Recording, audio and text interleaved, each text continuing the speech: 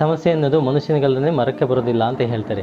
ಈ ಬದುಕಿನಲ್ಲಿ ಹಲವಾರು ಸಮಸ್ಯೆಗಳು, ಅವರು ಶ್ರೀಮಂತರಾಗಿರಲಿ ಬಡವರಾಗಿರಲಿ ಯಾರಾದರೂ ಆಗಿರಲಿ. ಹೀಗೆ ಒಬ್ಬ ಸಾಹುಕಾರನಿಗೆ ತುಂಬ ಸಮಸ್ಯೆಗಳು ಬಂದು ಅವನೇನು ಮಾಡ್ತಾನೆ, ಎಷ್ಟೇ ಹಣ ಇದ್ದರೂ ಕೂಡ ಸಮಸ್ಯೆಗಳು ಬಿಟ್ಟು ಹೋಗ್ತಾ ಇಲ್ವಲ್ಲ ನಮ್ಮನ್ನು ಅಂತ ಹೇಳ್ಬಿಟ್ಟು ಅವರೇ ಮಾಡ್ತಾರೆ, ಸಮಸ್ಯೆ ಇಲ್ಲದೇ ಇರೋರನ್ನು ಹುಡುಕ್ಸ್ಬೇಕು ಅಂತ ಹೇಳ್ಬಿಟ್ಟು ಒಬ್ಬ ಆಳನ್ನು ಕರೆದು ಬಿಟ್ಟು ಸಮಸ್ಯೆ ಇಲ್ಲದೇ ಇರೋರನ್ನು ಹುಡುಕೊಂಬ ಅಂತ ಹೇಳ್ಬಿಟ್ಟು ಕಳಿಸ್ತಾನೆ. ಸರಿ ಆಯಿತು ಅಂತ ಅವನು ಅಕ್ಕಪಕ್ಕದವರು ಅಲ್ಲಿ ಇಲ್ಲಿ ಎಲ್ಲ ತಿರುಗಾಡ್ಕೊಂಡು ಒಂದು ವಾರ ಆದಮೇಲೆ ಬಂದು ಹೇಳ್ತಾನೆ, ಸಿಕ್ಕಿದ್ರು ಸಮಸ್ಯೆ ಇಲ್ಲದೇ ಇರೋರು ಅಂತ ಹೇಳ್ಬಿಟ್ಟು. ಹೌದಾ, ಸಮಸ್ಯೆ ಇಲ್ಲದೇ ಇರೋರು ಸಿಕ್ಕಿರಾ, ನಡಿ ಹಂಗಾರೆ ಹೋಗೋಣ ಅವ್ರ ಹತ್ರ, ಹೋಗಿಬಿಟ್ಟು ನಾನು ಅವ್ರ ಕೈಯನ್ನು ಮುಟ್ಟಬೇಕು, ನಾನು ಹೇಗಿದ್ದಾರೆ ನೋಡೋಣ ಅವರು ಅಂತ ಹೇಳ್ಬಿಟ್ಟು ಹೇಳ್ತಾನೆ. ಆದ್ರೆ ಅವ್ರು ಸಿಗೋದಿಲ್ಲ ನಿಮಗೆ ಅಂತ ಹೇಳ್ತಾನೆ. ಹೌದಾ, ಯಾಕೆ ಸಿಗೋದಿಲ್ಲ?